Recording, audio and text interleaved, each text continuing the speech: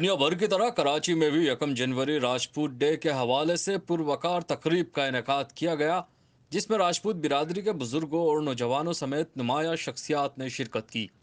इस मौके पर चेयरमैन राजपूत कौमी अलायंस पाकिस्तान राव नदीम अहमद ने केक काटा, जबकि मुल्क व कौम की तरक्की और खुशहाली के लिए दुआ भी की गई।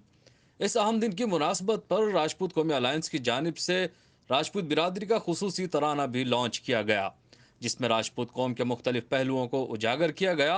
इस तराने में कौम को तरक्की की शाहराह पर गामजन करने का भी अज़्म किया गया। चेयरमैन राजपूत कौमी अलायंस पाकिस्तान राव नदीम अहमद का कहना था कि अपनी आखिरी सांस तक अपनी कौम की खिदमत और इत्तेहाद के लिए कोशिशें करते रहेंगे।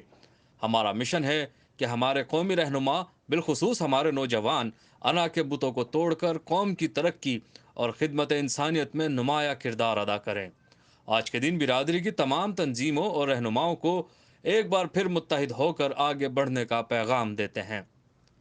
राव नदीम अहमद का कहना था कि राजपूत बिरादरी के नौजवान अपने आबाओ अजदाद के औसाफ अपने अंदर पैदा करें, ताकि उनकी तरह मुआशरे में इज्जत और आला मकाम हासिल कर सकें। चेयरमैन राजपूत कौमी अलायंस का मजीद कहना था कि राजपूत कौम का इत्तेहाद वक्त की अहम ज़रूरत है, जिसके लिए हम जान तोड़ कोशिशें कर रहे हैं। राजपूत डे की इस पुरवकार तकरीब में राजपूत बिरादरी की नुमाया शख्सियात ने शिरकत की, जिनमें राना आरिफ, राव हमजा, राना जुल्फ़िकार, राव नूह, राव जुल्फ़िकार अली, राव नौमान समेत मुख्तलिफ सियासी व समाजी रहनुमाओं ने भी शिरकत की। रिपोर्ट कर रहे हैं राव हमजा, 79 न्यूज़, कराची।